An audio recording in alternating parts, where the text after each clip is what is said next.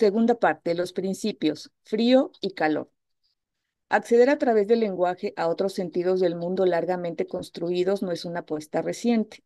Actualmente, sin embargo, estamos en un tiempo en el que tenemos mayor acceso a los trabajos de investigadoras e investigadores originarios, gracias a lo cual ha cobrado fuerza el descentramiento del sujeto ilustrado eurocéntrico para dar voz a los que fueron considerados otros y otras desde la diferencia colonial. Así, las investigaciones realizadas por nativohablantes han aportado otras lecturas de las culturas y de los procesos históricos de los pueblos. Aura Cumes, antropóloga hablante del maya cachiquel, nos ha mostrado con su traducción del Popol Vuh al español cómo las tendencias en traducciones previas del libro maya han influenciado las interpretaciones y provocado que términos como Winak, que en maya alude a la categoría persona sin marca de género, haya sido asimilada con el término hombre. Cumes expone cómo el español, una lengua con distinción de género, inscribió una palabra generizada desde otra lengua en un texto maya. En el Tunsavi tampoco hay marca de género, por cierto. Voy a citar a la autora Cumes. Me interesa rescatar del Popol Vuh la noción de Winak, que significa persona o gente y es contraria a la noción de hombre, que es la medida de lo humano. En Occidente, en ciertos idiomas mayas, la noción de Winak o persona no tiene género, es decir, hace referencia a la existencia de mujeres y hombres, de niñas y niños, de ancianas y ancianos. Es también una noción que no deja por fuera la diversidad sexual o la anulación de los cuerpos sexuados. Quien no se define como mujer u hombre sigue siendo Winak. Por lo tanto, parece ser una representación del ser persona asentada en una idea mucho más plural de la existencia. Sin embargo, he visto varias traducciones del Popol Vuh en donde Winak no se traslada como persona, sino como hombre. De esta manera, la influencia del androcentrismo de la lengua castellana termina cambiando de sentido esta pluralidad de la que hago referencia. Así como Cumes nos explica que el sesgo colonial llevó a que en algunas traducciones del mito de origen maya fueran colocados vocablos generizados que no hacen sentido en el marco epistémico del cachiquel, otros investigadores originarios a lo largo del continente han venido reconstruyendo conceptos desde sus lenguas y con ello han colocado en las discusiones categorías que resultan retadoras para quienes hablamos y pensamos en español y otras lenguas hegemónicas. En este sentido, y en el camino de construir una relación respetuosa con las lenguas originarias, nos ubicamos frente a ya no elementos léxicos metafóricos, vocablos de gran belleza pero adecuados, según algunos, solo para escribir poesía indígena. Ahora, estas categorías ponen en crisis nuestro conocimiento y lo que solíamos entender como tal. Orgánicamente, manan de ella las filosofías de los pueblos y este surgimiento resulta orgánico en tanto que se trata de las formas en que los pueblos hacen y sostienen la vida. Hacer, sostener y dar continuidad a la vida humana y no humana está en el centro de las filosofías originarias. Podríamos decir que todo el sistema filosófico en su conjunto está dirigido a ello, y en ese orden, uno de los principios primeros para el sostenimiento de la vida es la relación de las categorías frío y calor, de cuyo equilibrio, enlazamiento y convivencia armónica depende la estabilidad de los seres vivos y la naturaleza en su conjunto. La relación frío-calor ha sido ampliamente estudiada por la antropología desde el campo de la medicina tradicional. En el caso del New Savvy, estos trabajos, principalmente los de Esther Katz, han documentado cómo se vivencia esa interacción en la medicina, la alimentación y el clima. Cabe preguntar, ¿cómo podemos, a partir del estudio de la lengua, encontrar patrones de significado que correspondan con lo que antropológicamente ha sido estudiado respecto a la relación frío-calor, de cuya convivencia armónica depende algo tan valioso como la vida misma? ¿Cómo estas categorías nos hablan del conocimiento filosófico de un pueblo en tanto reflejan su forma de comprender, asistir y potenciar los procesos vitales? Creemos que mediante el aprendizaje y el estudio de las lenguas de nuestra cultura de origen, podemos, como diría Rodríguez, reconstruir parte de aquello que por estar oculto semánticamente ha quedado excluido de nuestra imaginación. En las siguientes páginas voy a intentar estructurar un conjunto de significantes para las categorías mencionadas, apoyándome en algunos elementos de la hermenéutica filosófica de Sánchez Antonio y su tesis sobre los principios premetafísico de la oscuridad y metafísico de la luz actualmente en prensa. Los observables son los siguientes. Un corpus integrado por los códices Yutanoo o Río de los Linajes, nombrado Vindobonesis, el llamado Códice Borgia, clasificado como del estilo Mixteca Puebla y que probablemente provenga también del Ñusabi, el Códice Tonindeye, Suchenutal, fragmentos del ya referido Popol Vuh y elementos léxicos del Tu'usabi tomados del diccionario del idioma mixteco Tutu Tu'unusabi de Gabriel Caballero Morales. Para ello voy a colocar dos subsistemas en permanente relación, integrados por elementos que comparten cualidades. En el primer subsistema colocaré la categoría frío, cuyas cualidades derivan de la oscuridad y son compartidas con el agua, lo húmedo, la luna, la mujer. En el segundo subsistema colocaré el calor, cuyas cualidades parten de la luz y son compartidas con el fuego, lo seco, el sol, el hombre. Podrá notarse que en la mayoría de los casos cada concepto tiene más de una traducción. Esta diversidad de vocablos se debe a la pluralidad de variantes dialectales que se hablan actualmente en el territorio. Incluir la totalidad de las variantes supera los alcances de este trabajo, por lo que he referido a aquellas que para sus fines he considerado más representativas. A su vez, circundando y siendo parte integral de cada grupo, he colocado otros vocablos relacionados fonológica y semánticamente. Espero que se pueda ver bastante completa la figura. No manches. Es el primer subsistema. En el centro, el concepto de está oscuro, que puede decirse na, ña o nu, según las variantes. Y elementos relacionados, hace frío, luna, agua, húmedo y mujer señor. A primera vista me parece que ya podríamos ir como viendo algunas relaciones fonológicas al menos entre mujer o señora y el concepto de oscuridad está oscuro. Traté de resaltarlo aquí con la elipse amarilla.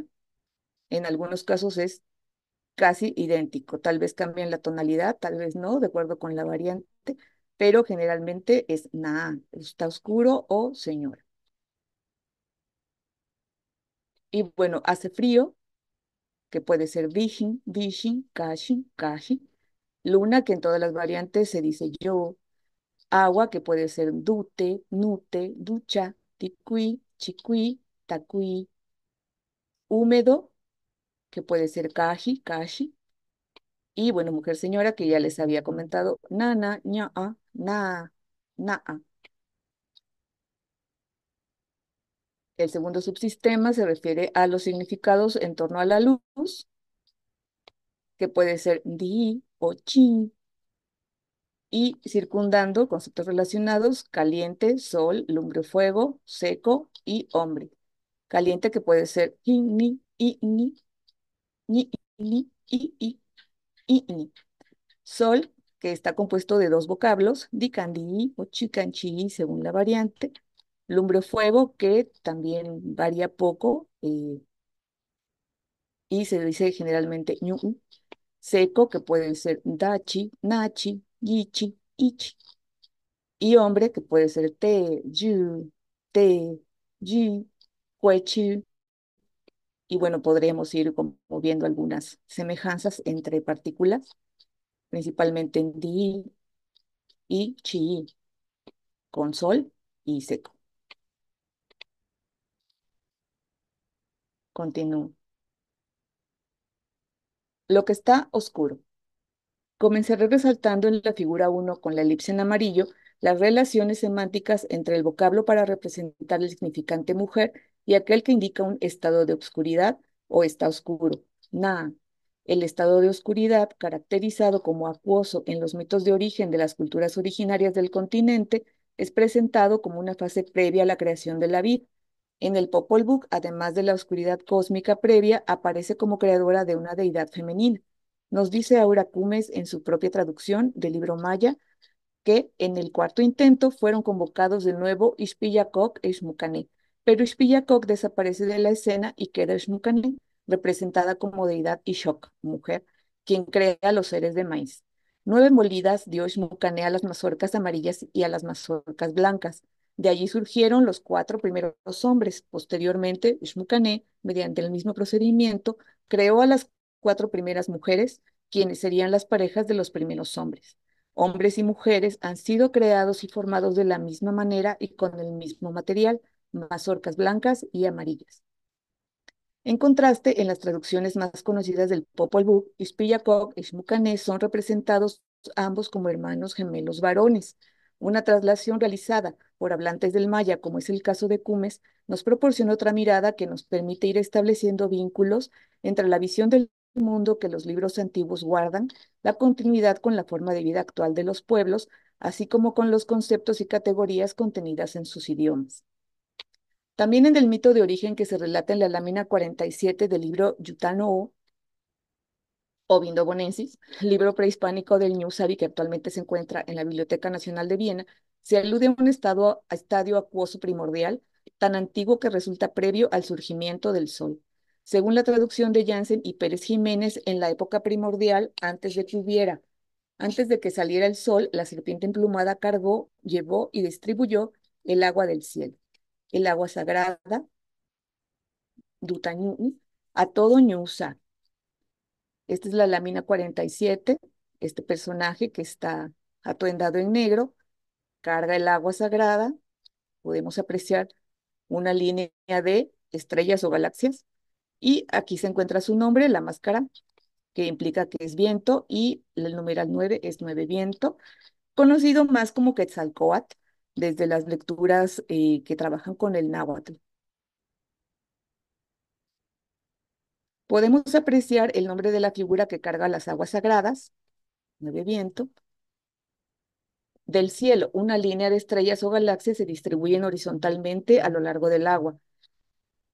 9 viento, quien lleva un atuendo negro, recordando de la figura 1 el paralelismo entre Nu negro y Nu está oscuro, advertimos que el atuendo de la representación de 9 viento, la serpiente emplumada para el Nu Sabi, nos muestra el vínculo estrecho entre el estado de oscuridad y el agua. La oscuridad primordial recorre el universo llevando el agua cósmica a los pueblos. Por otra parte, el atuendo negro en los códices prehispánicos está presente en personajes que podríamos llamar sabios, personas de alto conocimiento en la observación del cielo, las cuentas calendáricas, la medicina. Teniendo presente la relación semántica entre Na, obscuro, y Na, mujer señora, desde esta perspectiva surge una pregunta. ¿Es nueve viento una energía femenina? Otro de los relatos de origen del Ñu Sabi es el llamado por algunos el Popol Vuh de la Mixteca, si bien Ignacio Ortiz Castro considera esta comparación desafortunada, en tanto que el libro maya fue escrito durante la colonia y este relato de origen se encuentra en el Códice Mixteco Yutano, que es precolonial auténtico, por lo que no habría punto de comparación. De este relato se conserva un resumen escrito en castellano por el fraile Gregorio García y del cual Jansen y Pérez Jiménez recuperan el siguiente fragmento. En el año y en el día de la oscuridad y las tinieblas, antes que hubiese días ni años, estando el mundo en grande oscuridad, que todo era un caos y confusión, estaba la tierra cubierta de agua, solo había limo y lama sobre la faz de la tierra. En aquel tiempo aparecieron visiblemente un dios que tuvo por nombre Uno Siervo y una diosa muy linda y hermosa, que su nombre fue Uno Siervo. El primer párrafo de este resumen coincide con el primer glifo de la lámina 52 del Códice Yutano, en la que se observa una escuadra o banda inferior oscura. El resumen de García habla del estado de oscuridad y agua previo al surgir del sol. En el códice, en la banda o escuadra señalada, no solo hay oscuridad, sino que ésta contiene en su seno o al interior la luz, aun cuando predomina la oscuridad.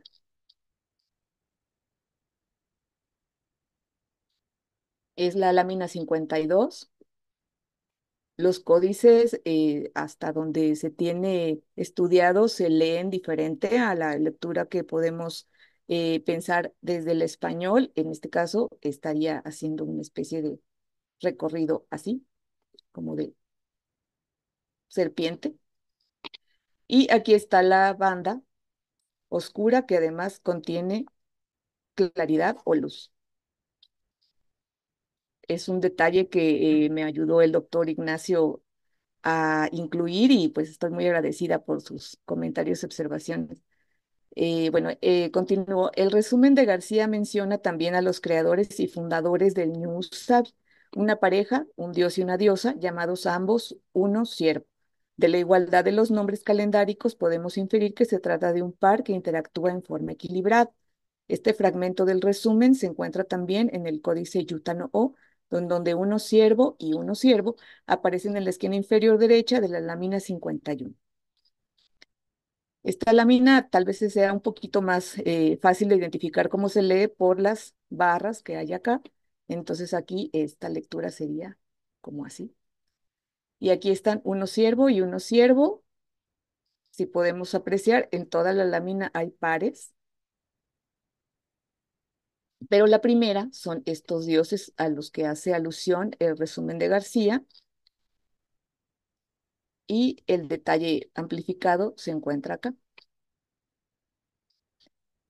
El numeral 1, el ciervo, el numeral 1 y el ciervo o venado. Podemos apreciar que la figura femenina está atuendada en los colores negro y rojo y que sostiene en su mano erguida un artefacto para sahumar que corresponde con la forma del sintagma visual que Quesada ha llamado signo 2, representación abstracta de lo dual en los lenguajes visuales prehispánicos. El nombre de cada personaje está escrito en la parte inferior de la imagen. Conectado con el relato anterior, en la lámina 36 del mismo libro, sección de la extrema derecha, Nueve Viento habla con espíritus de plantas, con otros espíritus volcánicos, del fuego, del agua misma, del temblor.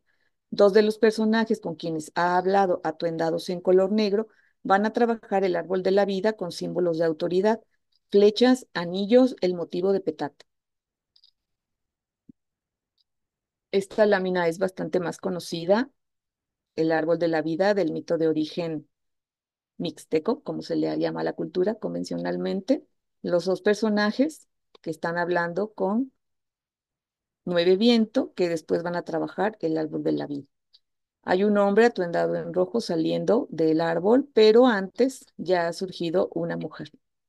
Estos dos personajes estaban en la lámina anterior, también representados. El árbol de la vida tiene en su base la cabeza de una mujer, por lo que representa a una sagrada madre ceiba de la que nacen los fundadores de las dinastías del Ñu Sabi. Del árbol con forma de útero, representando a la pareja primordial, ha salido en primer lugar una mujer desnuda que ya ha emergido, mientras un hombre también desnudo y con la piel decorada en rojo le sigue.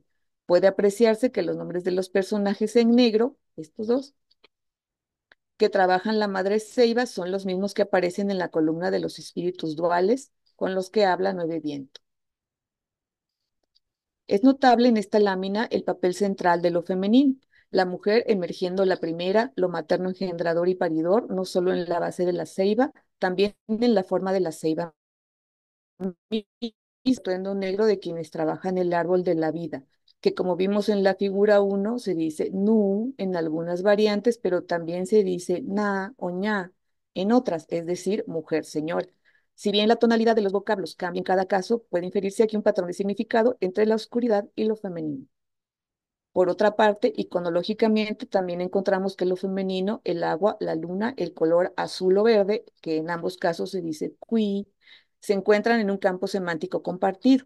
En la lámina 19 del Códice Tonindeyes se encuentra una representación de la luna, de la que comentaré dos aspectos.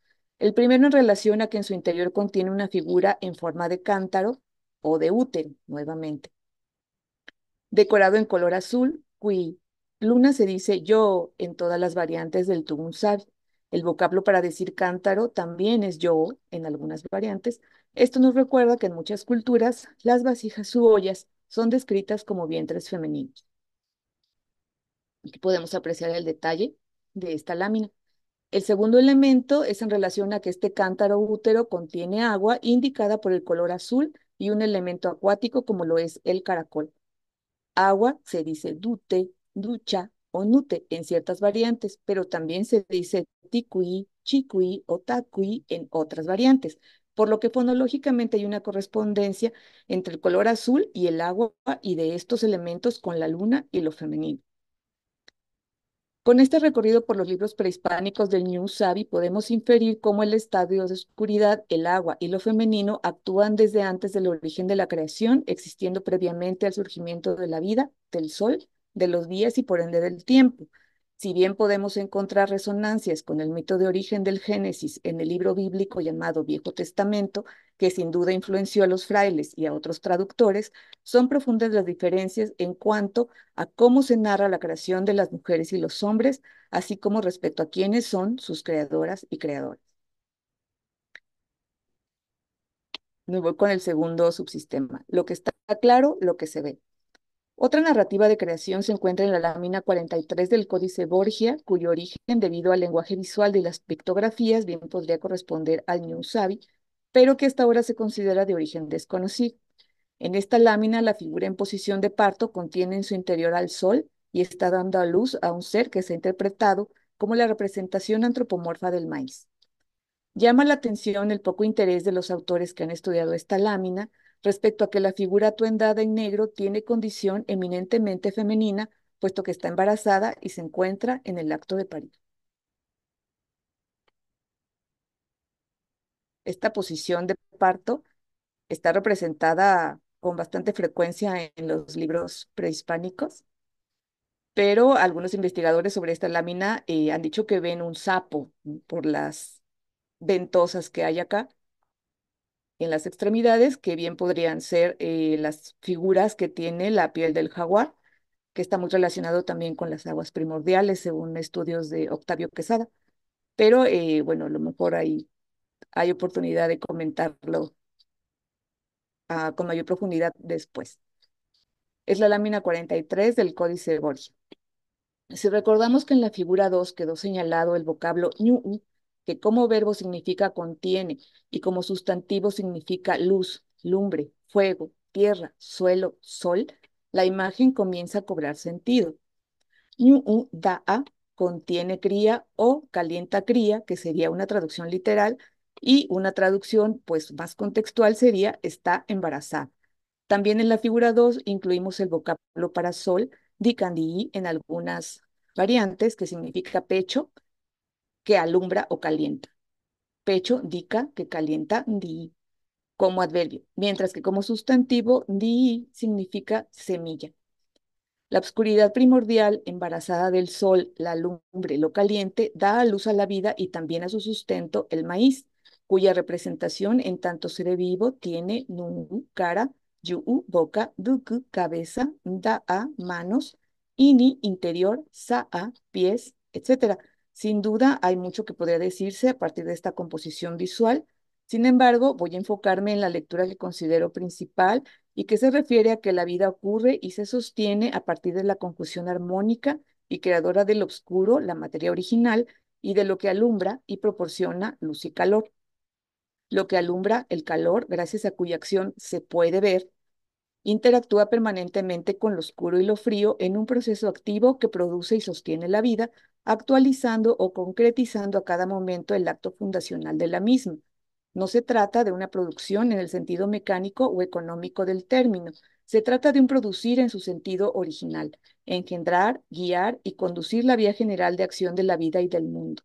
Se trata de un proceso de atemperamiento en el que las fuerzas intervinientes son necesarias y han de trabajar armónicamente. Los procesos de atemperamiento suceden permanentemente en el cuerpo y en todo el sistema de lo vivo para posibilitar que permanezca con vida y salud, así como para dotar de continuidad a su existencia. La alimentación, la digestión, la reproducción son procesos de atemperamiento asegurados por la cocción y la maduración, ciclos en los que, dicho de forma simplificada, se debe agregar calor. En los estudios sobre medicina tradicional de las comunidades originarias se tiene por aceptado que la regulación del calor o del frío, según el caso en el cuerpo, es central para su curación y vuelta al equilibrio. Nos dice Katz que las cualidades frío-caliente y seco-húmedo no se encuentran tan solo en la alimentación, sino también en el clima, la agricultura, la procreación. En la Mixteca, como en otras regiones, la temperatura de un ser humano y también la de un animal y una planta varía a lo largo de su ciclo de vida. La persona es fría cuando nace, llega al máximo de calor al llegar a la edad adulta y después pierde poco a poco ese calor. Los alimentos, al pasar por el proceso de cocción, chichi y yo, va a hacer cocer, va a cocer, deberán tomar la cualidad caliente y húmeda, consistencia que habrá de tener una comida que nutra. La maduración, chiti, se está madurando o nichi en otras variantes, es otra acción que añade calor a las personas, animales, plantas y en cuyo vocablo también es notable la presencia de la partícula chi y su cercanía con chi o di en otras variantes, que tiene correspondencia con el vocablo para alumbra, como podemos apreciar en la palabra dikandi o chikanchi, el sol. Voy cerrando. Reconocer desde la palabra de la lluvia. Cuando nos acercamos a conocer una lengua originaria, nos enfrentamos al fenómeno del desgaste fonológico, el cual ocurre en todo idioma debido al transcurso del tiempo y la influencia de otras lenguas con las que convive. En el caso de las lenguas originarias del continente, además de lo anterior, nos desafía el desgaste que las comunidades han debido enfrentar durante 500 años de múltiples intentos de erradicación, particularmente violentos. Si bien no hay idiomas que se consideren prístinos, las lenguas originarias continúan siendo habladas y hay habitualidad y pertinencia cultural entre los hablantes y los no hablantes que conviven en las comunidades. En Miguel Hidalgo, parte del antiguo Yucuyata, en la región oriental del Ñuun Sabi, la comunidad que me ha recibido en el proceso de reapropiación del Tuun Sabi, he constatado durante los talleres de revitalización de la lengua que han llevado a cabo los hablantes cómo las niñas y los niños tienen la capacidad de llenar los huecos de manera espontánea cuando se trata de formar oraciones, lo que muestra que se conserva el potencial lingüístico. Esta habitualidad con la lengua, transversal al mantenimiento de la vida comunitaria en la población y fuera de ella, a las prácticas alimentarias y medicinales, a la convivencia familiar que llega a agrupar hasta 5 generaciones en la misma casa, otorga a la lengua y a la cultura continuidad, vigencia y pertinencia, siempre amenazadas por los mecanismos de cercamiento y extractivismo que pareciera poco se han modificado de fondo en 5 siglos de colonialidad. También es una realidad que el bilingüismo ha inscrito en varios ámbitos y en distintos grados la epistemología moderna, el castellano y sus categorías del conflicto y la mismicidad. Sin embargo, reconocer la cultura y la forma en que se comprenden y entienden las vías generales de acción de la vida en su interior, si bien es un proceso complejo, es una meta asequible porque los principios primeros están en la cotidianidad y en la forma de vivir de los pueblos, aun cuando la razón occidental y la razón latinoamericana les consideren faltos de vigencia y pertinencia temporal.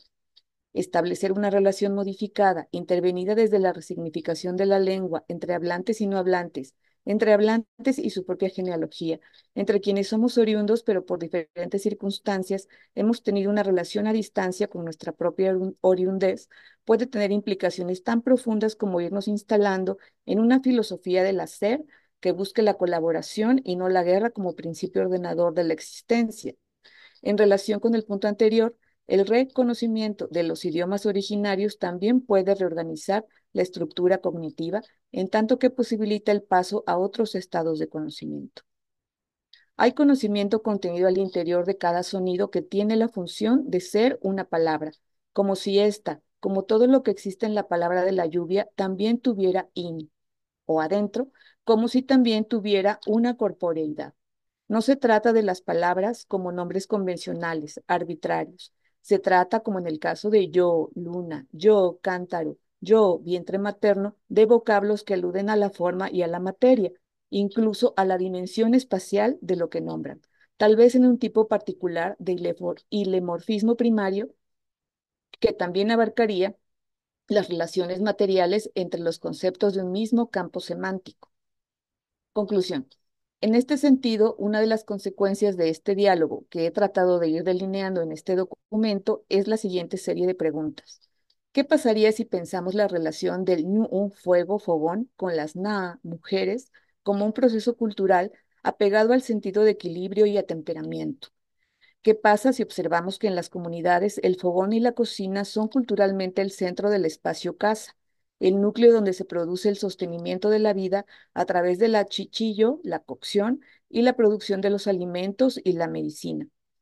Si atendemos a que en el sostenimiento y continuidad de la vida, la relación de la mujer con el fuego fogón es central, ya que además se considera que la mujer transmite el calor a los integrantes de la casa, ¿cómo analizaríamos las transformaciones de esta relación en el tiempo? ¿Seguiríamos hablando de división sexual del trabajo a partir de diferencias genéricas y defendiendo que es una condición inherente a toda cultura? Un investigador puede ver género, mucho o poco, pero al ver género en una cultura que originalmente no produjo esa categoría, termina por inscribirla en la cultura que estudia. Contamos para apoyarnos en esta empresa de reconocimiento con un corpus importante: libros, idiomas, cerámica, arquitectura, vida comunitaria, calendarios. Otras lecturas de la vida y del devenir de los pueblos se han posibilitado cuando los investigadores originarios descubren contenidos sistemática y semánticamente ocultos para quienes solo hablamos español. Se trata de apostar a que esos contenidos ya no continúen excluidos de nuestra imaginación y de alcanzar un mayor potencial de acción a partir de hacer mejores preguntas y de transitar a estados de conocimiento más densos y complejos. Muchas gracias.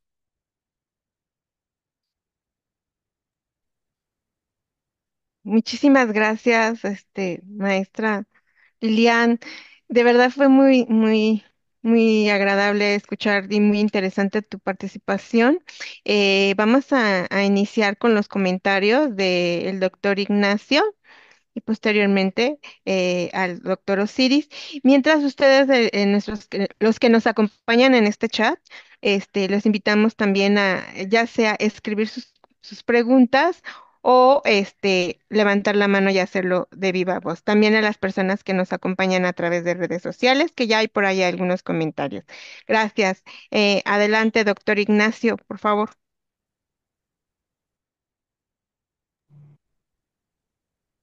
Sí, claro. Buenas tardes a todos nuevamente y sobre todo para quienes están integrándose en el transcurso.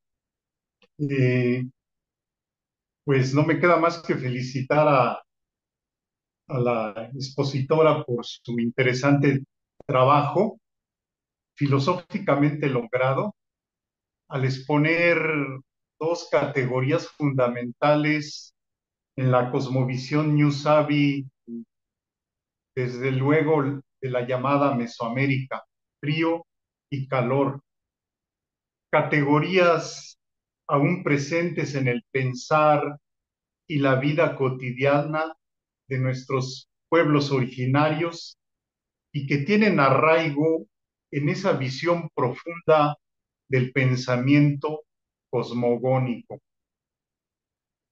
Tales categorías se manifiestan en un bagaje cultural indígena de procedencia, reitero, mesoamericana, que tiene una presencia central, el cual comparten y no están excluidos grupos de campesinos y urbanos mestizos.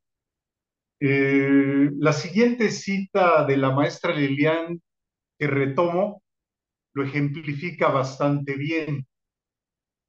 Eh, Cito: hacer, sostener y dar continuidad a la vida humana y no humana esté en el centro de las filosofías originarias. Eh, Podríamos decir que todo el sistema filosófico en su conjunto está dirigido a ello. Y en este orden, uno de los principios primeros para el sostenimiento de la vida es la relación de las categorías frío y calor, de cuyo equilibrio, enlazamiento y convivencia armónica depende la estabilidad de los seres vivos y la naturaleza en su conjunto. La relación, continúa la cita de la maestra, la relación frío-calor ha sido ampliamente estudiada por la antropología desde el campo de la medicina tradicional. En el caso del New Savvy o Pueblo de la Lluvia, estos trabajos, principalmente los de Esther Katz, han documentado cómo se vivencia esa interacción en la medicina, la alimentación y el clima. Y ahí termina la cita. Y haciendo una comparación entre algunas principales variantes dialectales actuales de Tunsavi, la autora encuentra la relación en cuanto a lo semántico y lo fonológico, lo cual es base para su trabajo categorial. El trabajo parte directamente del lenguaje concreto y o fenoménico para arribar de modo deductivo a la comprensión y definición categorial, rectoras de y en la vida, frío y calor, sostenidas en sí mismas por el dualismo de la cosmogonía y la cosmovisión ancestrales.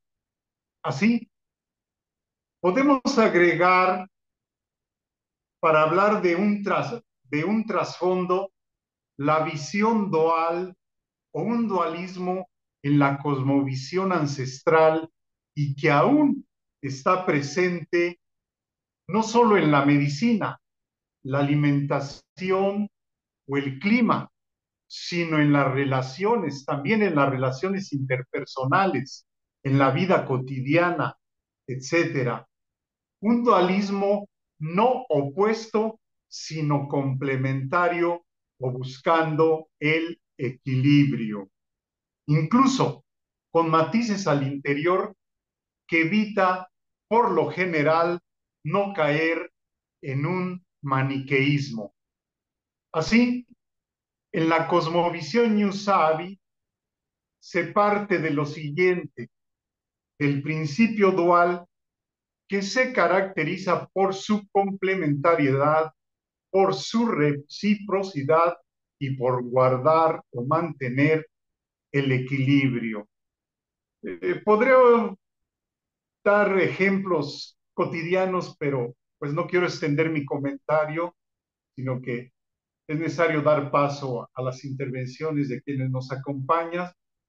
Y pues no me queda más que felicitar nuevamente a la maestra Lilian, que nos ha expuesto algo de esta beta teórico-filosófica que vislumbra y que seguramente le dará más.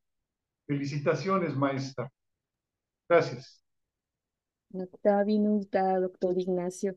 Muchísimas gracias, Doc, y también muchísimas gracias por su apoyo con el texto, con su revisión puntual y pues muy precisa y con aportar esos elementos que enriquecen también el contenido. Muchísimas gracias. Y vamos ahora con los comentarios del doctor Osiris y después ya incluimos las preguntas del chat de Zoom. Ujú. Muy buenas tardes, buenas noches, claro que sí. Primero, bueno, me uno a las felicitaciones a la expositora, a la maestra por compartirnos este trabajo, porque implica eso, muchas horas de esfuerzo, muchas horas de investigación. Es un trabajo filosóficamente logrado, como decía el doctor Ignacio. No voy a abundar, digamos, en la misma línea y simplemente por ahí también cerraré con algún comentario en relación con la iconografía de los códices que se mencionó por ahí, ¿no? Ahí a lo mejor hay que revisar algún detallito, pero vamos por orden. Em, Primero, me parece que el trabajo aborda de manera directa el fundamento del difracismo del arquetipo de la dualidad a partir de las categorías de frío y calor, y que el náhuatl, por ejemplo, se expresan en el difracismo de atl, la chinoli, que es el agua quemada, ¿no? Y que hay una representación gráfica en la tira de la peregrinación en la lámina uno, pues tenemos que precisamente, ¿no? Estas categorías de frío y calor eh, hacen referencia al arquetipo de la dualidad y también a la figura del difracismo, ¿no? Entonces, me parece que el trabajo entra de lleno en ese tema y luego va modulando una serie de matices que me parece pertinente ir subrayando.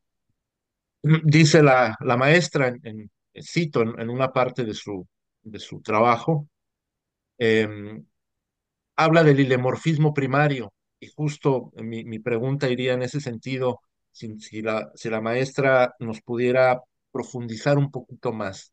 Voy a leer la cita para que tengamos el contexto, dice la maestra, cito, se trata como en el caso de yo, luna, yo, cántaro, yo, vientre materno, disculpen mi pésima pronunciación, de vocablos que aluden a la forma y a la materia, incluso a la dimensión espacial de lo que nombran, tal vez en un tipo particular de ilemorfismo primario, que también abarcaría las relaciones materiales entre los conceptos de un mismo campo semántico.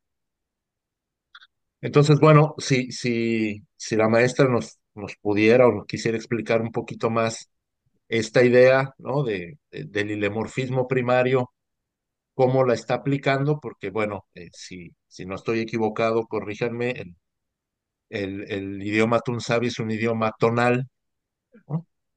Del que el significado depende del tono, y aquí vemos precisamente cómo tres palabras que gráficamente, ¿no? Ujú. Digamos, tienen la misma grafía, por supuesto que dependiendo del tono cambia, ¿no? Entonces, maestra, si nos pudiera explicar un poquito más esta idea que es, creo, muy importante, ¿no? Desde el lenguaje. Y luego también, en algún momento, habla la maestra de la oscuridad primordial, embarazada del sol, la lumbre, lo caliente, da luz a la vida y también a su sustento el maíz, cuya representación en tanto ser vivo tiene cara, boca, cabeza, manos, interior y pies. Me llama la atención precisamente esta palabra que hace referencia al interior, maestra, y si también nos pudiera explicar un poquito a qué está haciendo referencia, precisamente porque los otros vocablos hacen referencia a partes del cuerpo, ¿no? Muy eh, ubicables, ¿no? La boca, la cabeza, la cara, ¿no? Y entonces, si nos pudiera explicar un poquito, ¿no? A qué se refiere con esta noción de interior. Y por último, maestra, desde una perspectiva, desde una perspectiva de género, ¿no? O cómo se abordaría el arquetipo de la dualidad, qué no estamos viendo, ¿no? Desde una posición masculina, ¿no? Entonces, si usted gustaría comentar, digamos, un poquito esas vías y nuevamente, muchas felicitaciones por su trabajo, maestra. Está bien y yo, doctor Osiris, muchísimas gracias. Sí, claro que sí, con mucho gusto.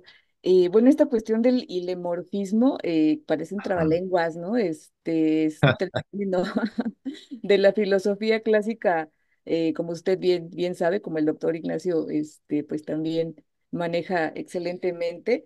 Y me atreví a colocarlo porque literalmente significa materia, forma y hasta donde yo entiendo es una propuesta aristotélica, es un concepto aristotélico, mejor dicho,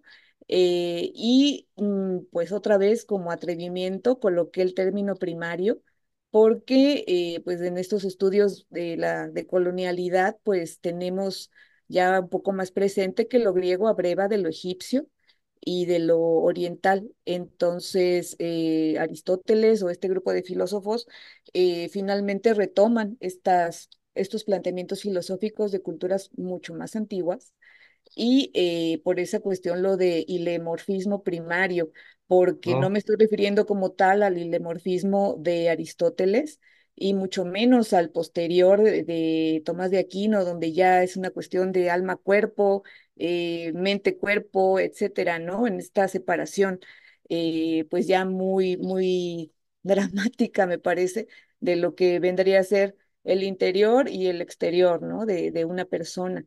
Exactamente como lo planteamos ahorita, la mente es la que piensa, es la que razona, la mente es una cosa de razón y el cuerpo es una cosa de emoción, ¿no? La carne, pues la carne no piensa.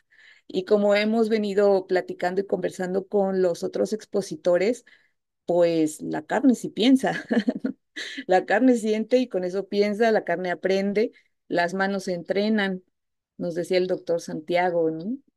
También el doctor Bolom nos hablaba de que como las manos son un vínculo o son un objeto, no un objeto de conocimiento en el sentido epistémico que se maneja, sino son una herramienta, creo que sería un término más apropiado, para conocer.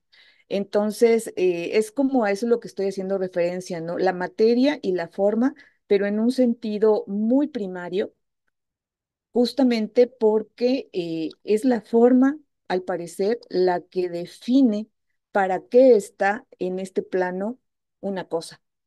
Entonces, en la lengua Tunsavi hay marcadores de forma, por ejemplo, para decir que algo es redondo, se usa el prefijo ti o tu con i cortada, ti o te i cortada. Entonces, esto ya alude a un tipo de o unas determinadas funciones que realiza este objeto que denominamos tú y otra cosa, ¿no? Porque es un marcador justamente lo redondo. Coincide con el marcador para animales, también TI o TU, que igual, ¿no? Tikachi, que es borrego, y que significaría animal, algodón. Ti, que sería animal, y cachi, que es algodón. Entonces, Tukachi es borrego. Y así podemos ir encontrando muchos elementos léxicos que nos dan idea de la forma, de la geometría, de la ubicación espacial. Hay verbos incluso para referirse a la acción de subir a algún lado, que hay varios tipos de subir. Si yo estoy en el río y voy a subir al camino, es un verbo. Y si yo estoy en el camino y voy a subir al pueblo, es otro verbo. Y lo mismo para bajar. Entonces, hay dos verbos para ir a un lugar arriba del que estoy, pero dependo del plano, ¿no? Ahí hay una ubicación espacial que ya está incluida, ya hay relaciones espaciales incluidas en los vocablos. En español solamente tenemos una palabra para subir. Tengo que decir, voy a subir de cierto plano a un plano, a otro lugar que está arriba de ese plano. O sea, ya tengo que alargar mi frase, no tengo que agregarle conceptos y para establecer esta idea de que voy a subir de un determinado lugar, espacio, a otro que está arriba, pero arriba del plano, ¿no? Y si yo, nuevamente, si yo estoy en el río y voy a subir al camino, es otro verbo.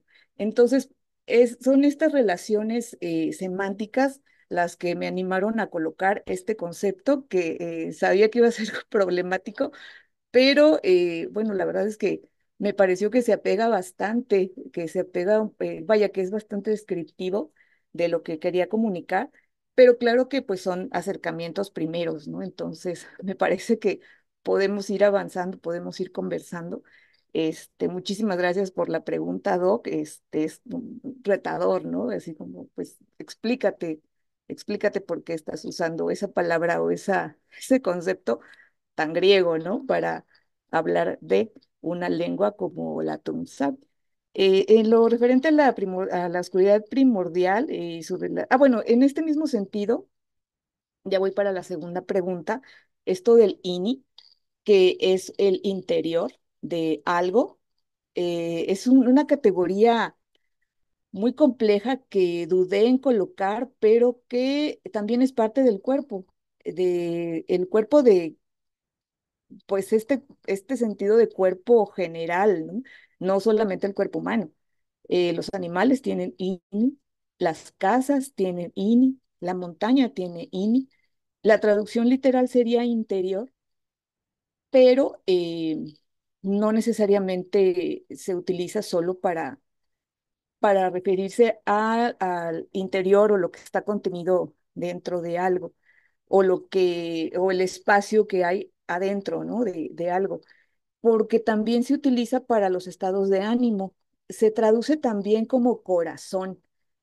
Entonces, las traducciones de los hablantes, pues va a ini, que es de buen corazón, ¿no? Va a inice. pues él tiene buen corazón o él es de buen corazón.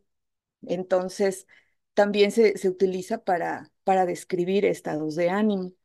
Es compleja esa categoría. La verdad es que es de una belleza increíble, porque también la casa tiene ini, y que sería justamente adentro de la casa.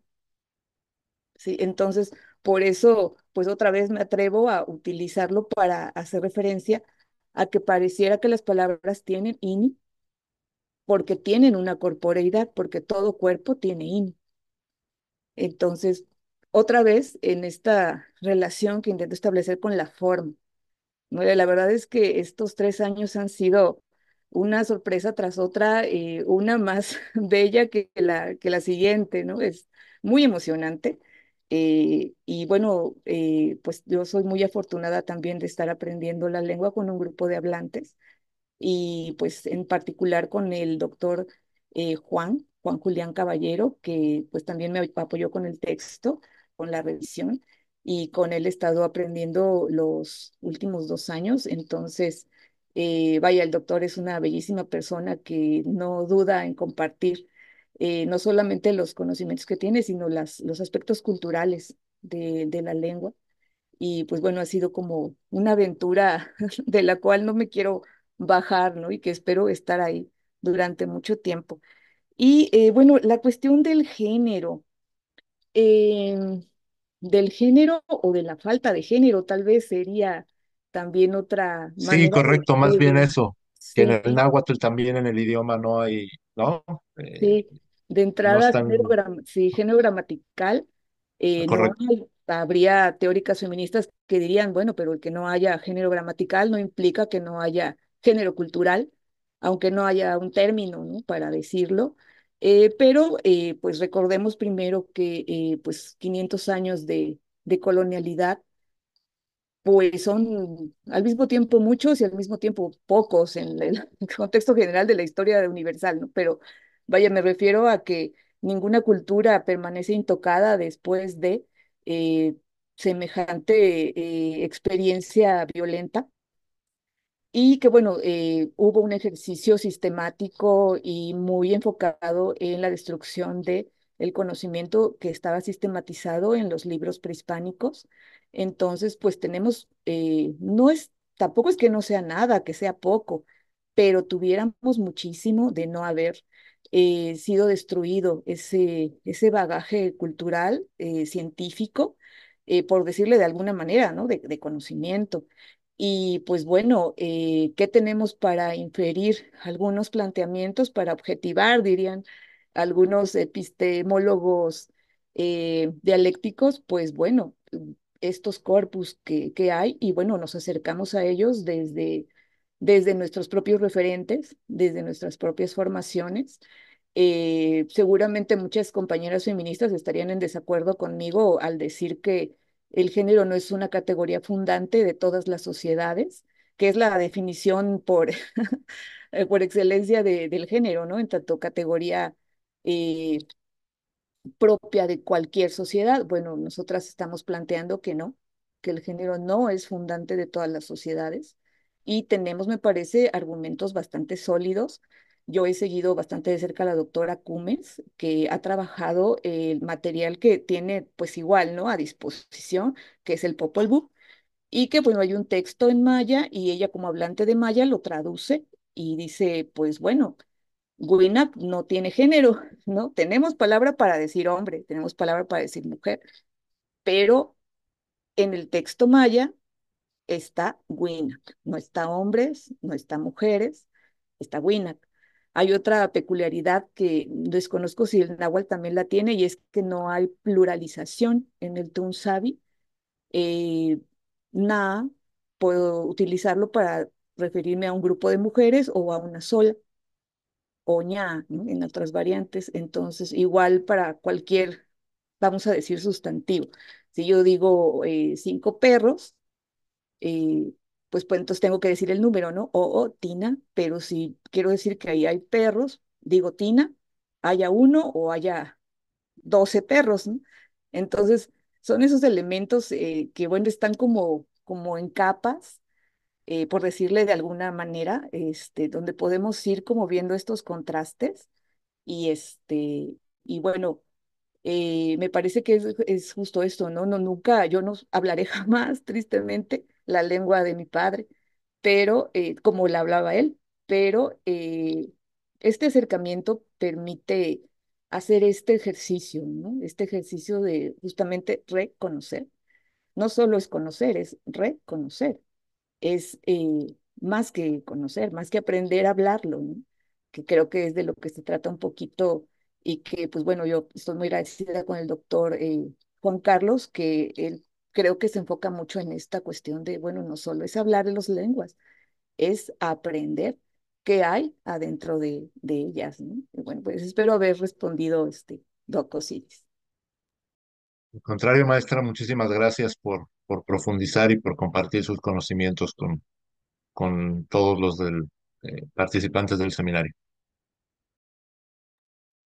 Sí, muy emocionados y también veo muy emocionantes los comentarios que están en Facebook y les mando un saludo a todos, obviamente, a Tenia Clara, a todos a los que nos están acompañando con comentarios y con felicitaciones a la maestra Lilian San Lumier, y creo que esa es una forma muy, muy importante que englobaría estos comentarios del chat.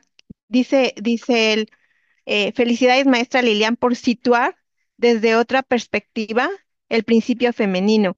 Creo que esto ha sido, me pareció muy, muy interesante esto que tú estás trabajando el día de hoy, desde el temperamento, y me llamó mucho la atención la forma de los objetos, del cántaro, y el contener, y el cuidar, y el dar calor. Y esto que decías tú de Lini, pero voy a seguir leyendo los comentarios. Dice Tinuma y sus hazañas.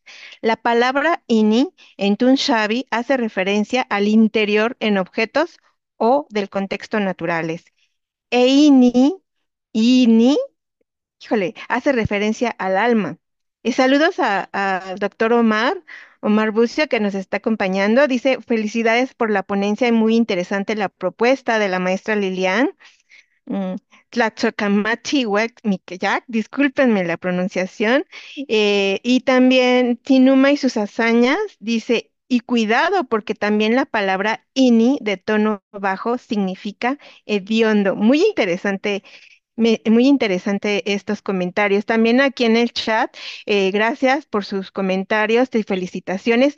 Están muy interesados por el trabajo de la maestra Lilian, como lo han estado de las otras ponencias, y tiene que ver porque quieren ya tener tu trabajo así como que estudiarlo. Pero sí queremos comunicarles que todas las ponencias se van a recopilar en un libro que ya se está trabajando. Justo en este trabajo editorial y de revisión están el doctor Ignacio, el doctor Osiris, y nuestras ponencias son textos inéditos que se van a recuperar. Entonces, pues van a tener un poquito de paciencia, pero esperamos que antes de que termine este semestre ya esté este libro a disposición de ustedes, y muchísimas gracias por su interés, mientras se les están compartiendo algunas lecturas complementarias. Dice Norma, gracias por compartir sus conocimientos. Soy hablante de la lengua mazateca, una de las ramificaciones otomangue, y tiene muchas similitudes como eh, el de la lengua que hoy nos ocupa. Gracias, maestra Norma. Jan Freitas dice muchas gracias, que una excelente ponencia. Norma García nos pide que si pudieran compartir bibliografías para comprender la filosofía de nuestras vidas y descifrar las cosmovisiones, que guarda aún mucho conocimiento, ya que a través del tiempo hemos perdido el sentido de descifrarlo. Gracias por compartir. Tamara Semeira dice, qué interesante una pregunta. ¿Usted cree que el machismo actual que vivimos las mujeres es debido a la colonización, ya que al parecer la mayoría de las culturas originarias daban un papel central a las mujeres y no como en las filosofías occidentales, que todo creador está centrado en el hombre?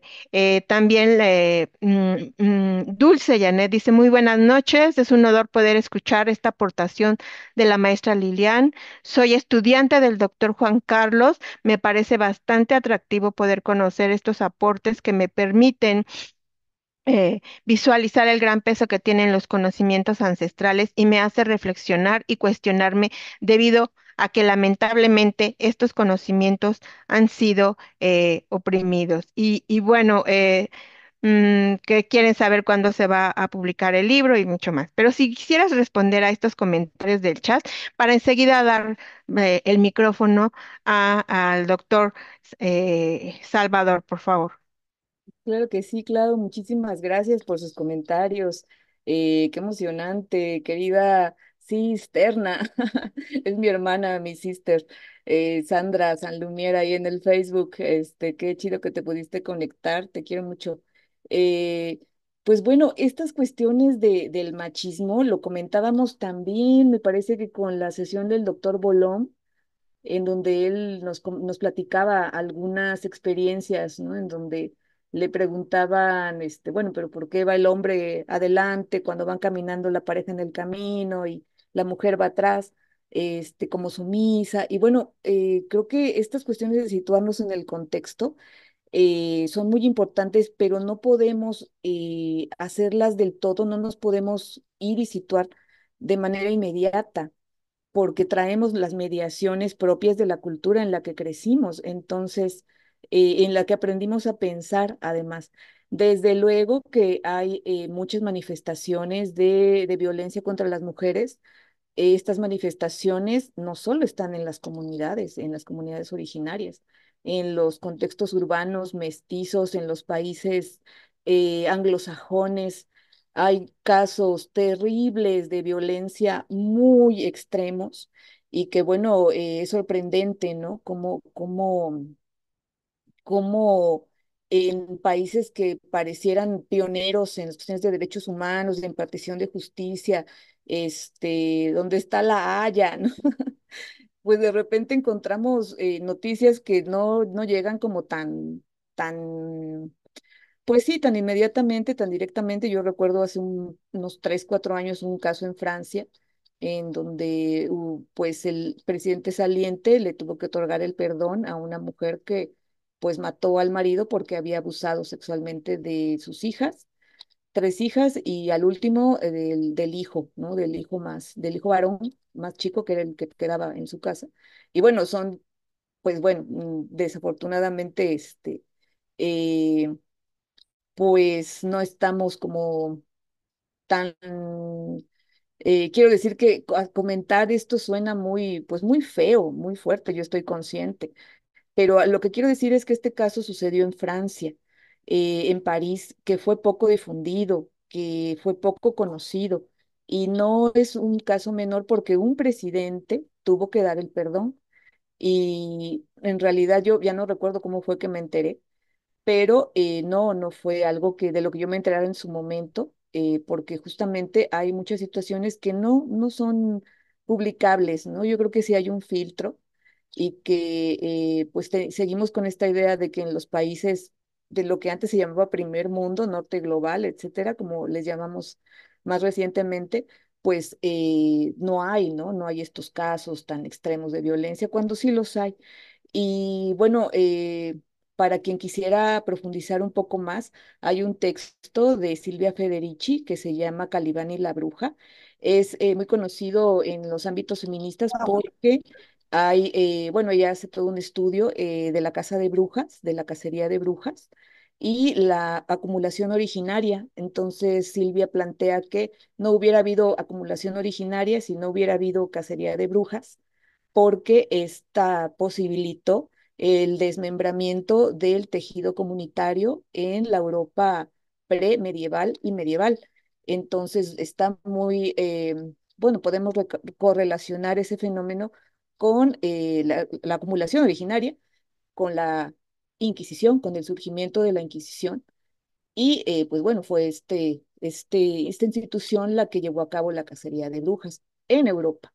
Entonces, ¿qué dice Aura Cumes complementando esto que estudia Federici? Bueno, pues aquí no tuvimos a saber cacerías de brujas, ¿no? Entonces, yo creo que desde ahí podemos ir haciendo o estableciendo relaciones. De eso se trata, construir conocimiento, de ir objetivando lo que puede sonar como hechos, hechos objetivos, entre muchas comillas, pero ir estableciendo estas relaciones, ¿no? ¿Qué pasó en los países en los que surgió el capitalismo, por ejemplo, ¿no? ¿Y qué no pasó aquí? La caza de brujas es un elemento determinante. Si hablamos de hechos fundantes de las sociedades, bueno, yo coincido mucho con Silvia Federici en que ese fenómeno de la cacería de brujas es fundante, nada más y nada menos que del capitalismo, como lo estudia Silvia. Calibán y la bruja lo encuentran en en internet, es muy conocido, muy popular, ya tiene sus años, pero me parece que se encuentra muy vigente y yo recomendaría la parte del Calibán. Es más conocida la parte de la cacería de brujas. Todo el libro es buenísimo, pero la parte del Calibán, el Calibán no es nada más y nada menos que el proletario. Entonces, va relacionado, ¿no? Con la cuestión de la acumulación originaria, que obviamente requirió que hubiera una clase obrera, que inicialmente pues fueron los hombres, como clase social. Entonces, Calibán y la Bruja habla del surgimiento de las mujeres confinadas al ámbito doméstico y de los hombres, pues de alguna manera también confinados al espacio laboral, ya como asalariados. Entonces, material hay mucho. Yo creo que podemos echar mano de un montón de textos, pero particularmente ese me parece muy relevante estudiarlo, ¿no? Porque relaciona esta cuestión en sí, de la fundación del género con la acumulación originaria y por ende con el surgimiento del capitalismo. Espero no haberme ido como muy por otro lado, pero es en relación a las preguntas y comentarios que hay sobre esas cuestiones del machismo y si es pues producto de las sociedades oriundas o no. En eso estamos, ¿no? De eso se trata actualmente el trabajo. Bueno, muchísimas gracias, maestra Lilian. Si gusta abrir su micrófono, doctor Loreto, por favor. Ay, sí, gracias. Se escucha bien, ¿verdad? Ah, perdón, ok. Quiero hacer algunas intervenciones sobre el texto. Eh, Primero, reconocer que mi opinión, pues, está sumamente marcada por una colonización epistemológica occidental. Entonces, el hecho de estar aquí con ustedes, pues es justamente para conocer un poco más de la filosofía, del pensamiento, de la lengua, de los pueblos originarios. Y entonces mi opinión, pues va a estar un poco sesgada por esta epistemología occidental. Eh, por lo pronto, me parece muy oportuno destacar que todo lenguaje es metafórico, como empezó observando Lilian Berenice. Todo lenguaje es metafórico y precisamente esa relación obscuridad como principio, luz, como una cuestión metafísica, eso me parece muy cercano justamente a la narrativa judeocristiana, bíblica. Entonces ahí tenemos ya un primer acercamiento occidental, por supuesto, que conocemos desde esa narrativa judeocristiana y grecolatina. Y esto que conozco, la verdad, en un principio debo de comentarlo sentidamente, ¿no? Cuando vi que había mucho texto, dije, ¿qué pasa aquí con Lilian Cruz? Va a leer todo ese rollo, pero finalmente fue muy grato, muy esclarecedor, ¿no? Me dio mucho gusto seguir la lectura también porque yo previamente pregunté, así como compartieron un texto del doctor Bolón, yo pregunté, ¿para esta sesión habrá una lectura? Y bueno, no tuve respuesta, pero esta fue la grata sorpresa, ¿no? De que había un texto que pudimos seguir. Bueno, entonces, respecto a la luz-obscuridad, pues hay una relación justamente metafísica en esa visión. Y sobre todo también quisiera destacar esa palabra que para mí es nueva, la que la conozco, la acabo de conocer con ustedes, Winak como persona, porque en la filosofía grecolatina, pues la categoría es el ser humano. Y con la categoría del ser humano estamos una vez más en la metafísica, porque si recordamos también en el terreno filosófico aristotélico, la metafísica tiene dos puntos de partida. Uno es la pregunta por el ser, y esto nos lleva a la ontología, y la pregunta por Dios, la divinidad, y nos lleva a la teología. Entonces, preguntar por el ser, pues se deriva toda una categoría filosófica donde muchos autores han contribuido, y ahora justamente lo que destaca muy bien Lilian, que en este caso esta persona no tiene género, eso me parece sin duda también, para mí es un hallazgo importante, porque estamos muy habituados a comprender la realidad, la naturaleza a partir del dualismo. Y en esto pues mucho tiene que ver justamente René Descartes cuando divide justamente cuerpo y alma, ¿no? Entonces estamos habituados a comprender la naturaleza, el cosmos y la naturaleza humana como frío, caliente, vida, muerte, eh, luz, obscuridad. Ese dualismo, aunque aparentemente es comprensible, pero no deja de ser una limitación. Es limitante esa comprensión. Ahora, de aquí pasaría justamente al mito del origen que tenemos en distintas narrativas y sobre todo al árbol de la vida también como la madre Ceiban.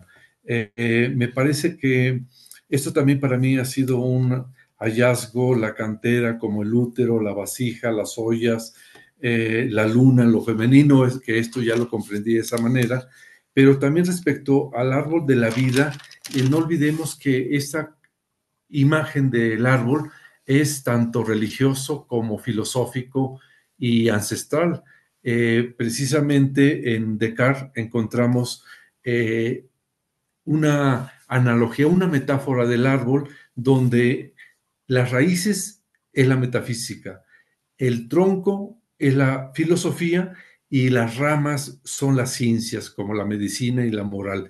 Pero también esa metáfora del árbol lo encontramos precisamente en la Biblia, el árbol del conocimiento, y en la literatura, en Pío Baroja tiene la obra del árbol de la ciencia.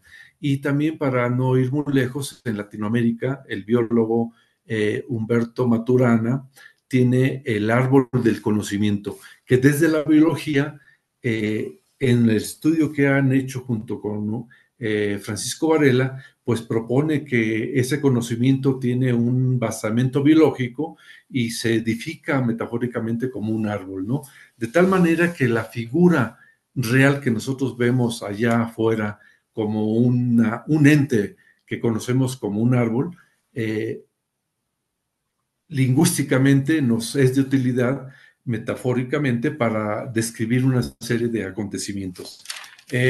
Termino justamente que el aspecto metafísico pues siempre está presente, va a ser muy, no quiero decir que se va a superar de un momento a otro, pero justamente para mí me resulta muy grato que todas estas ideas filosóficas occidentales, de filosofía occidental, las encuentre en todas estas narrativas. De hecho, el estar aquí es por mi interés en conocer a varios autores, entre ellos Lilian, la verdad es muy grato saber de tu trabajo, que valoro mucho y espero leerlo si lo compartes y conocer al doctor Osiris también para mí es muy grato.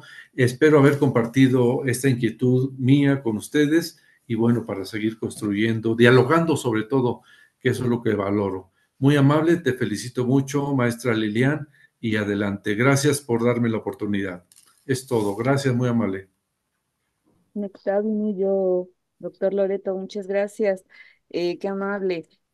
Bueno, sí, definitivamente el árbol está muy presente en un montón de filosofías, de mitos de origen, a lo largo y ancho de este vasto y bello mundo. En este caso, el árbol del mito de origen mixteco, del Códice Yutano. Bueno, yo lo había leído como justamente eso, ¿no? Como este elemento afín a varias culturas en donde, bueno, están las raíces en el inframundo, el tronco en este plano y las ramas. que apuntan al cielo, ¿no? Entonces es muy simbólico el árbol en un montón de culturas, pero un amigo que pertenece a un colectivo de la Ciudad de México que estudian la lengua, digamos, haciendo una especie de etimología crítica, son hablantes del Ñu Sabi, fue quien me hizo ver esta cuestión de que tiene la forma de un útero. Y definitivamente que la tiene, la ceiba pues tiene esta como pancita, ¿no? Tiene esta redondez. No todas las variedades de ceibas, pero sí hay algunas que tienen el tronco no es recto, es una pancita, ¿no? Es una pancita. Y el códice nos presenta esta pancita y luego sube las ramas y se extienden hacia cada lado, entonces eso ya conforma el útero y los ovarios. Entonces, él me hizo ver, estos amigos me hicieron ver esa forma, precisamente, otra vez volviendo al punto del ilemorfismo, esa forma que tiene ese árbol que está en un códice precolonial, con la cabeza de una mujer en la raíz, y bueno, ahí podrían hacerse muchas interpretaciones arqueológicas. Entonces, sí me parece que pues bueno, es conocida esta. No es tanto como una popularidad, sino que en sí el árbol sí es un elemento muy, pues, metafísico inclusive, por el hecho de que está en los tres planos, existen los tres planos de, pues bueno, estos planos de existencia de las culturas, pues de aquí del continente, pero también de otras, como comentábamos. Entonces, pues bueno, finalmente lo griego también abreva, como comentábamos, de lo egipcio, y ahí en lo egipcio, para pasar al tema o al punto de la luz, oscuridad y el relato bíblico, eh, pues hay mitos también egipcios que trabajan, o perdón, plantean estas cuestiones de la luz y la oscuridad, también con la oscuridad como un principio premetafísico. Y bueno, no solamente la griega, seguramente hubo otras culturas que abrevaron de lo egipcio, que es una de las culturas, digamos que prístinas, ¿no? Junto con la andina, junto con esta mesoamericana, vaya, ahí lo griego ya se dedica como a retomar de otras culturas cercanas, también de culturas asiáticas y conforma un corpus de conocimiento, ¿no? Entonces, ¿qué pasa ahí? Bueno, también es muy discutible porque finalmente lo católico, los libros católicos que conocemos hoy en día son como herederos de esa tradición griega y es como se legitima lo católico, más que lo judeocristiano, creo que ya lo católico, me parece que ya sería hablar de lo cristiano. eh, Porque son como herederos, ¿no? Son herederos de Aristóteles, de Platón, etcétera, ¿no? Que a su vez abrevaron de lo egipcio. Entonces, ahí tenemos como un juego en las temporalidades que es difícil de asir porque pues nos ha llegado la información que nos ha llegado filtrada, cómo ha sido filtrada.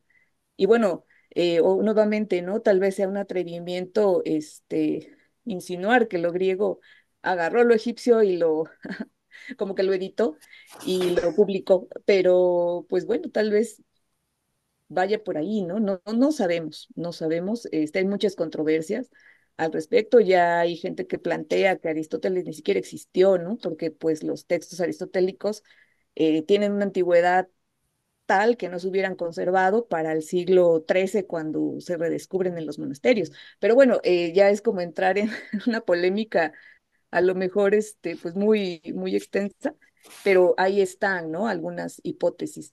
Y sí, finalmente creo que lo relevante sería estas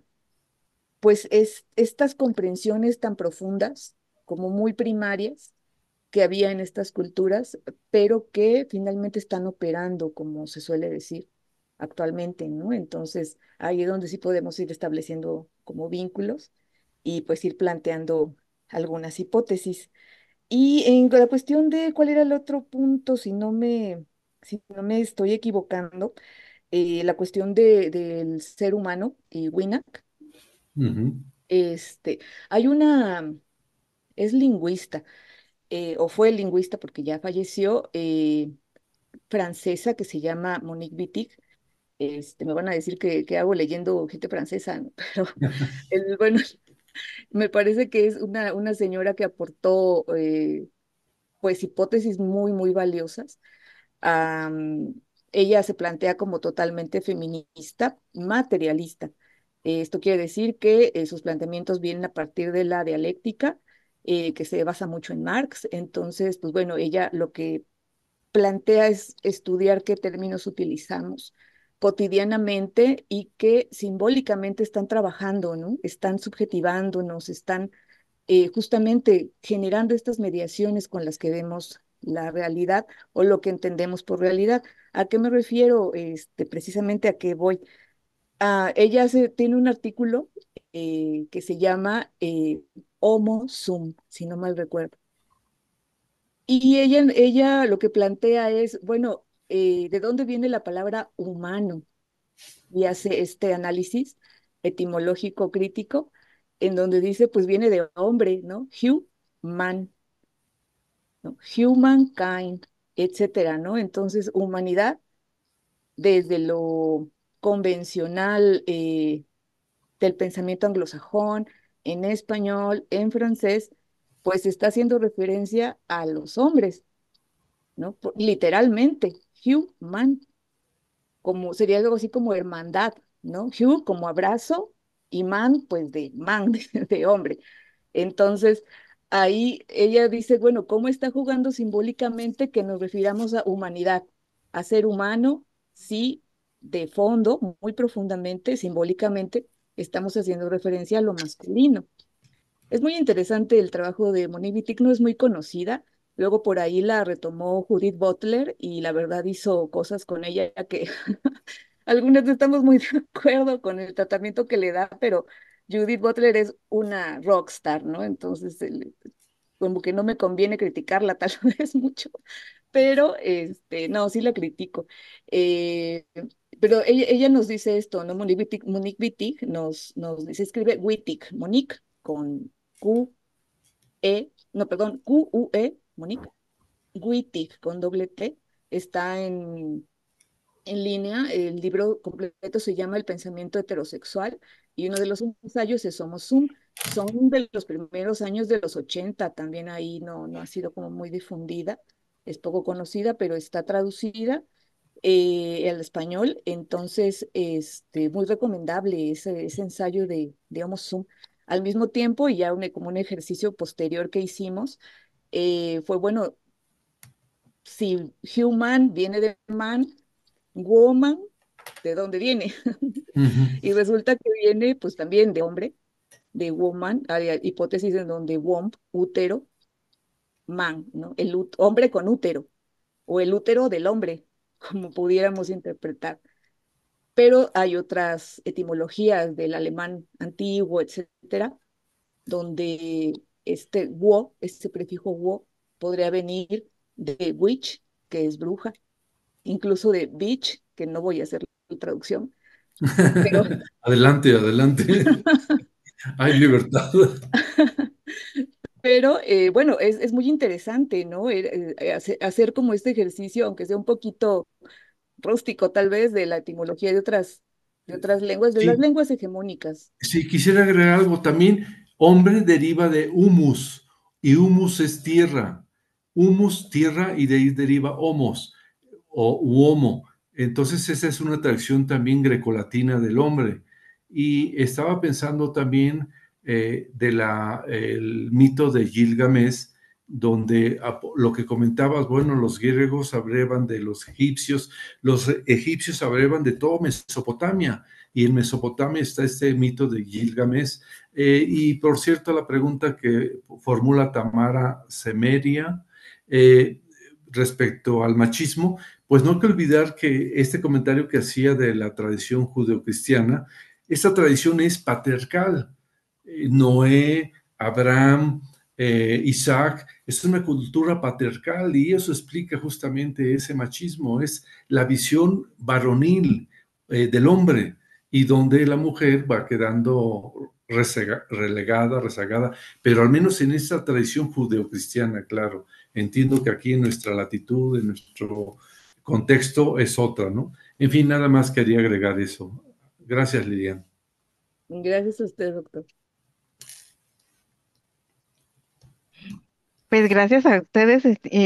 Quiero ya para ir cerrando, vale la pena leer los comentarios, no se desperdicia ninguno y agradecerte nuevamente, Lilian. Dice, dice Norma García, dice, en mi grupo étnico el machismo aún sigue vigente, sobre todo en las comunidades más pequeñas, nos ha costado mucho romper ese esquema. Dice la Vera, dice, también el trabajo de Rita Segato sobre masculinidad frágil. Una pregunta de Eduardo Ensaldo dice, ¿cuál es su opinión simbólica de el pedernal en la luna, el pedernal como símbolo fálico en la olla cántaro matriz en relación a la vagina dentada?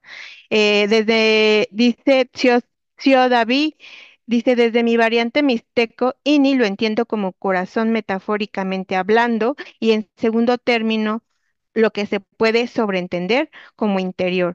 Xio Sabi dice también creo que el machismo fue introducido por los españoles, pues el origen de los códices aparece como abuela y abuelo, como los seres creadores. Ahí veo también una dualidad. Eh, Dice Winak, el término que comenta Lilian, ¿de qué lengua es la pregunta? Y ya nada más para cerrar, para no desaprovechar, Lilian, me llamó mucho la atención este texto tuyo, que era el conocimiento y reconocimiento, pero no sé si me pudieras así como que en qué sentido vamos a entender el conocimiento.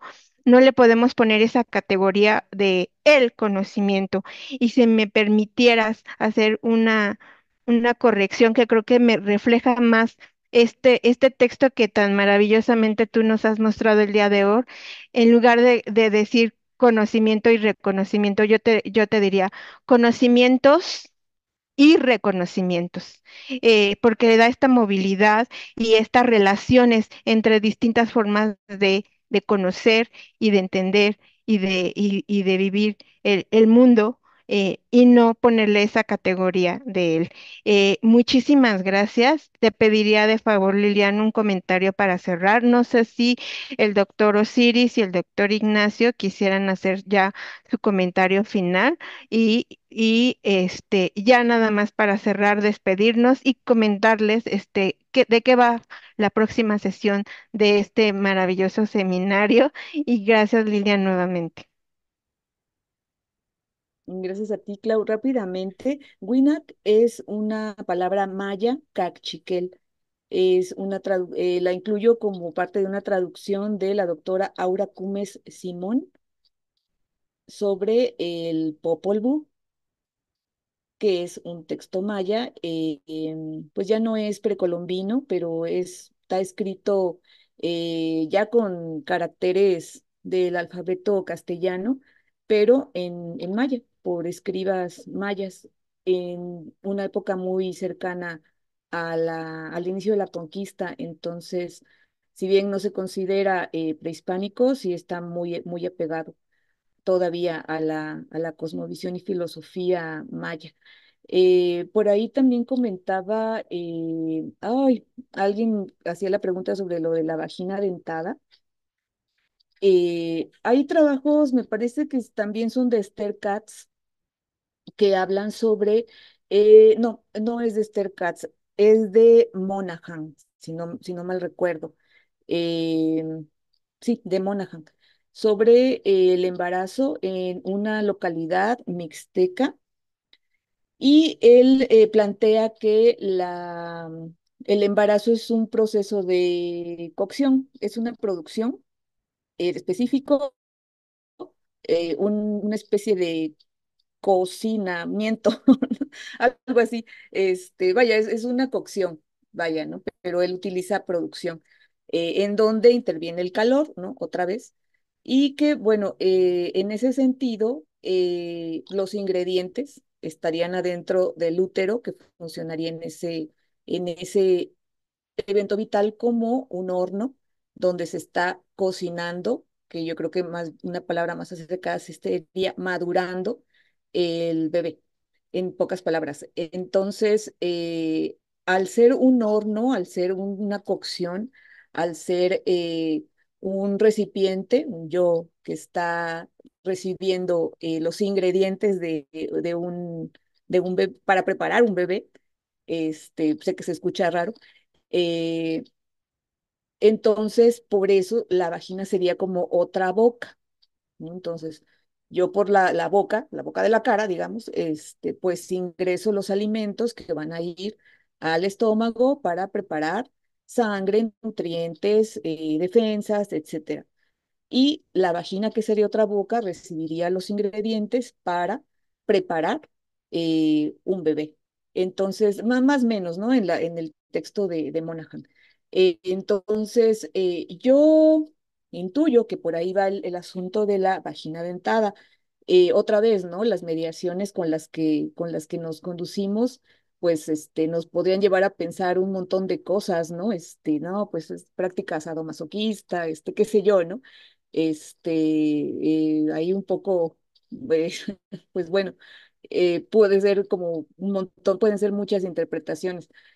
Pero pensando otra vez, ¿no? En este proceso de cocimiento, de maduración, en donde juegan ingredientes que se están cocinando en un horno, que haría la función como de un estómago, el útero sería también otro estómago, pues bueno, la vagina tiene dientes, pues por lo mismo, ¿no? Entonces, porque también es una boca. Pero bueno, también eso es como a nivel de hipótesis, no me hagan mucho caso, de eso se trata también, ¿no? Como de ir conversando.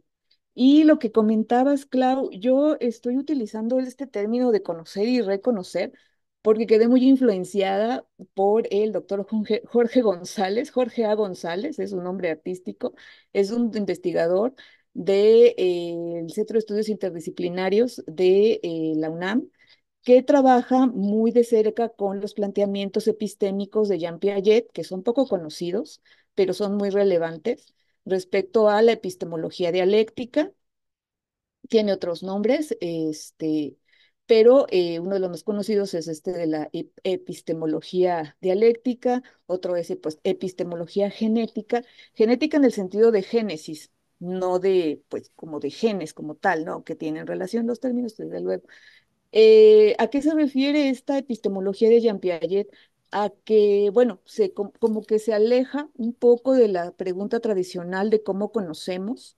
Pues a través de las ideas. Bueno, a través del empirismo, de los sentidos, etcétera. Entonces, esas dos respuestas clásicas del empirismo y del idealismo.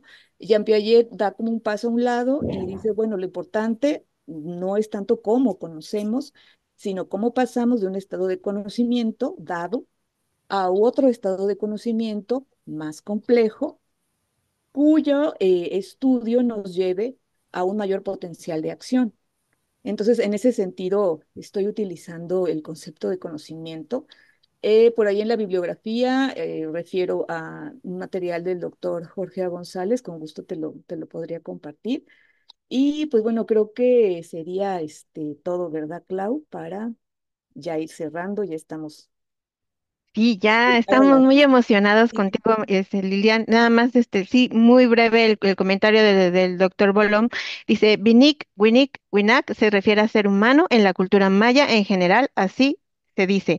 Abke Jiménez tiene un texto, podría consultar. Y Winak también tiene relación con Winkil, que se refiere a cuerpo. Pues ya nada más nos despedimos, doctor Ignacio, doctor Osiris, les pido que ustedes amablemente cierren esta sesión del día de hoy, invitándolos también a la próxima sesión con el doctor Eloy García, el tema es deidades y guardianes del mundo espiritual mazateco. Yo me despido muy agradecida y les dejo el micrófono a los doctores para que también hagan lo mismo. Lilian, muchas gracias. Gracias.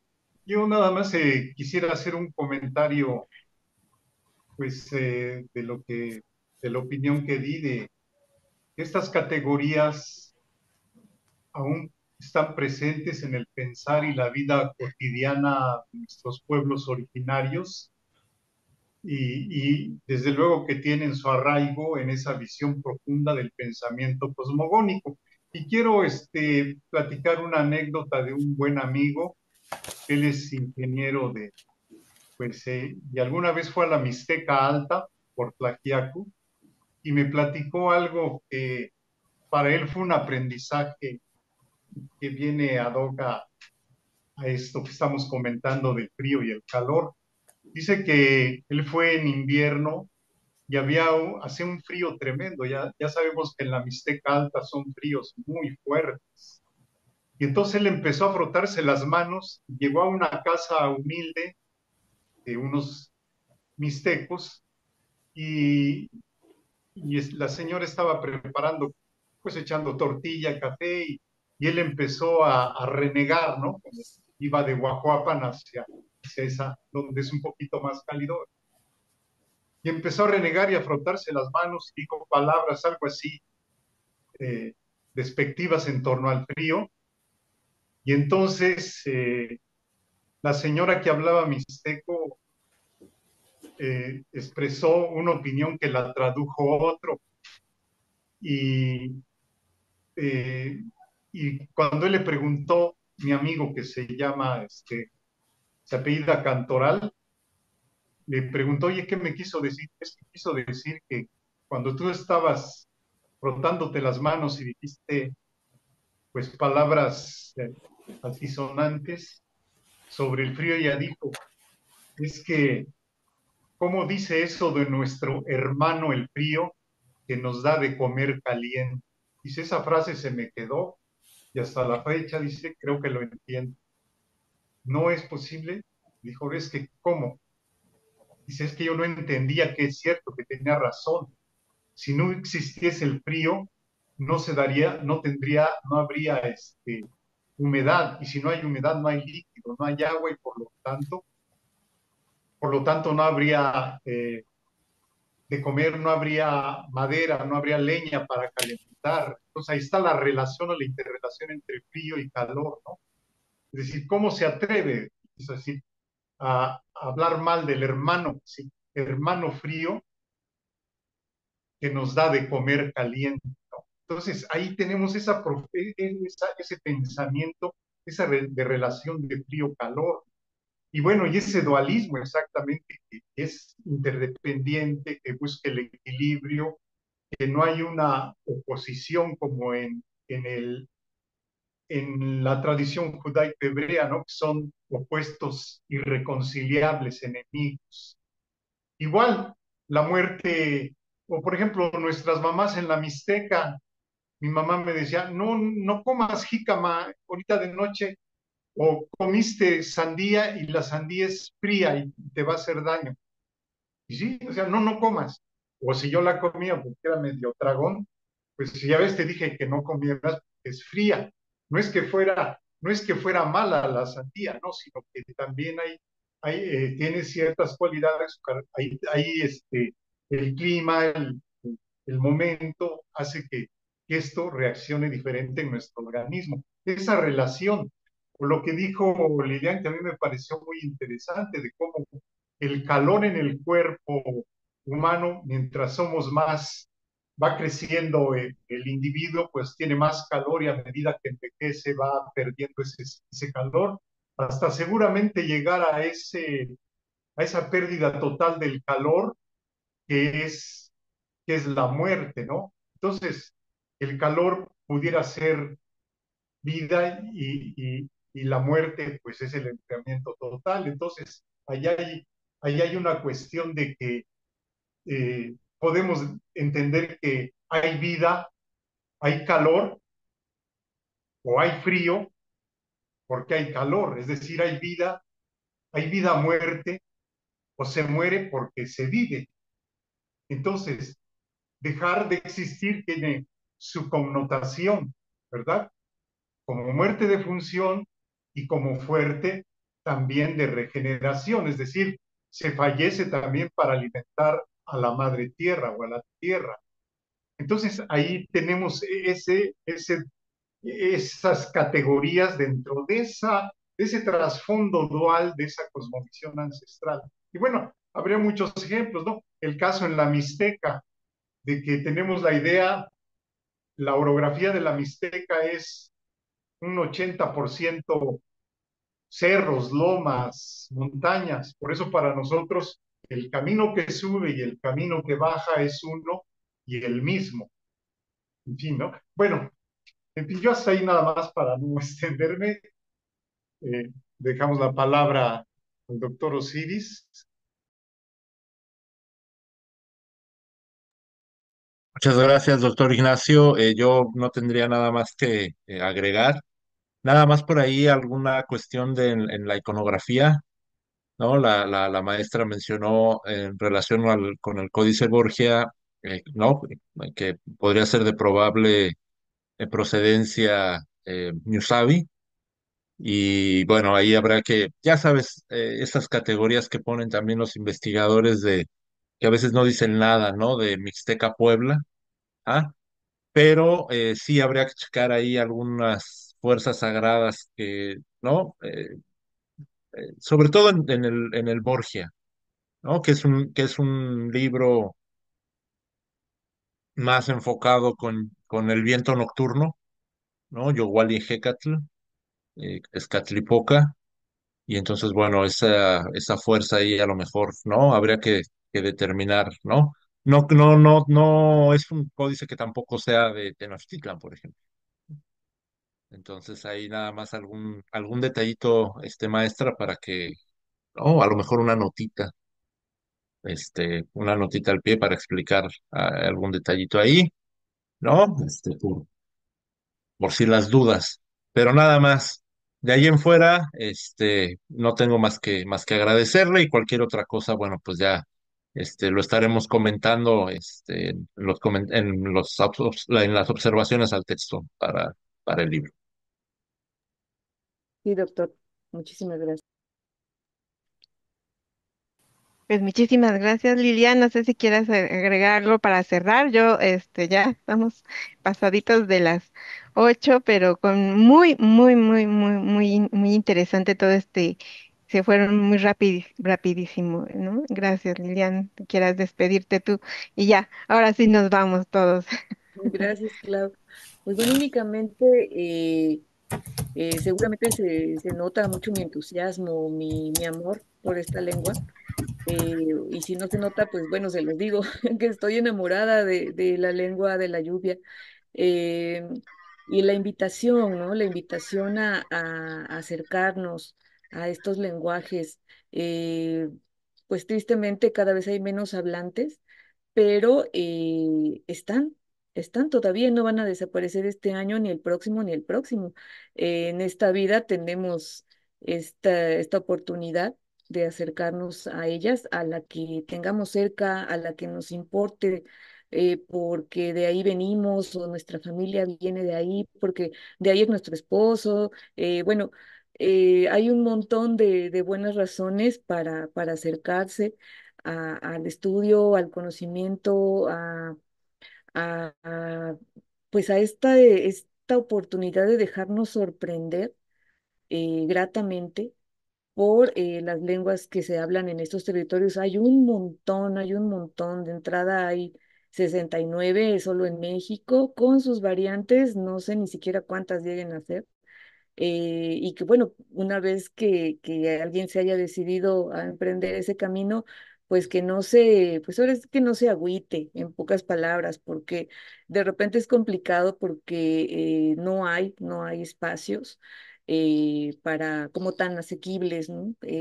Para entrar y aprender, pero hay hablantes en todos los lugares. Hay veces que no sabemos que nuestro vecino, que nuestra vecina habla una lengua originaria. Entonces, aquí en Oaxaca, por ejemplo, hay colonias en que hay un montón de hablantes, ¿no? Está Jojocotlán, que está súper cerquita del centro de la ciudad, y ahí hay hablantes mixtecos. Está San Martín, hay muchos hablantes mixtecos. Está San Juanito, hay bastantes hablantes mixtecos, ¿no? Hay veces que son gente de una misma comunidad que está radicando en la ciudad. Entonces, oportunidades me parece que hay. Les prometo que no se van a arrepentir de acercarse, de decidirse. Y bueno, pues gracias nuevamente por la oportunidad de estar hoy en este otro rol. Y pues muchísimas gracias, que pasen todos muy bonita noche, cada año, que sean muy grandes sus corazones. Gracias, Clau.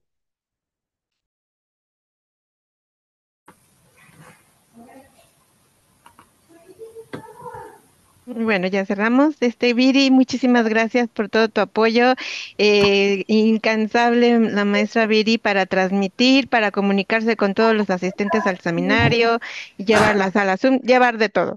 Y gracias, Viri, y nos despedimos ahora sí. Gracias a todos los que nos acompañaron el día de hoy. Hasta luego. Gracias, Gracias a buenas todos. noches, Nos vemos la felicidades. próxima. Hasta Hasta pronto. luego. Felicidades. Felicidades. Viri, muchas gracias.